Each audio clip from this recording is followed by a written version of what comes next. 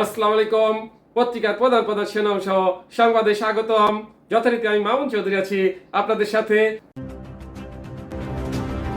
সর্বপ্রথম Ittefaq main heading করছে প্রধান উপদেষ্টার সঙ্গে তিন বাহিনী প্রধানের সাক্ষাতে নির্বাচনের প্রস্তুতি নিয়ে আলোচনা।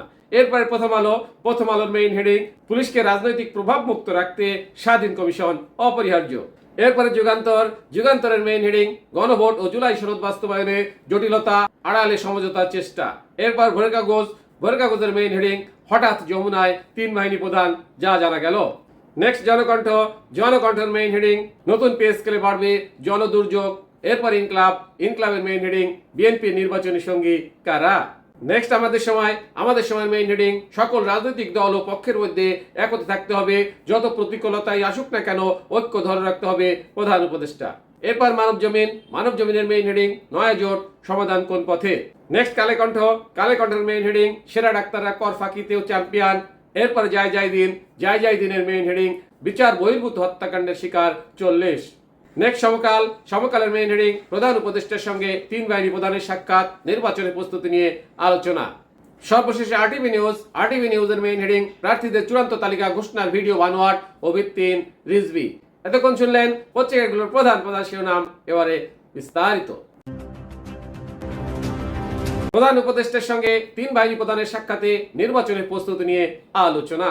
আগামী ফেব্রুয়ারির প্রথমার্ধে অনুষ্ঠিত হতে যাওয়া ত্রয়োদশ জাতীয় সংসদ নির্বাচনকে সামনে রেখে নির্বাচনকালীন নিরাপত্তা নিশ্চিত করতে তিন বাহিনী প্রধানদের প্রয়োজনীয় নির্দেশনা দিয়েছেন প্রধান উপদেষ্টা ডক্টর মোহাম্মদ ইউনূস। তিনি নির্বাচনকে শান্তিপূর্ণ, নিরপেক্ষ ও সুশৃঙ্খলভাবে সম্পন্ন করার উপর গুরুত্ব আরোপ করেন।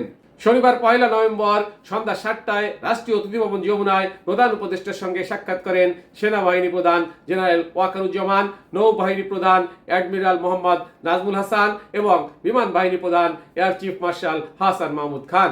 সাক্ষাৎকালে জাতীয় নিরাপত্তা উপদেষ্টা ডক্টর খলিলুর রহমানও উপস্থিত ছিলেন। বৈঠকে জাতীয় নিরাপত্তার পাশাপাশি দেশের আইন শৃঙ্খলা রক্ষায় সামরিক বাহিনীর সদস্যদের কঠোর পরিশ্রমের জন্য সাধুবাদ জানান প্রধান উপদেষ্টা। তিনি বলেন, গত 15 মাসে সেনাবাহিনী সহ সব বাহিনীর সদস্যরা দেশের আইন শৃঙ্খলা রক্ষায় অত্যন্ত কঠোর পরিশ্রম করেছে। আসন্ন নির্বাচন যেন নিশ্চিদ্র নিরাপত্তার চাদরে ঢাকা থাকে, সেজন্য তিন বাহিনীকে প্রয়োজনীয় নির্দেশনা দিয়েছেন প্রধান উপদেষ্টা। পত্রিকার প্রধান শিরোনাম সহ সংবাদ এখনকার মতো শেষ করছি। আল্লাহ হাফেজ।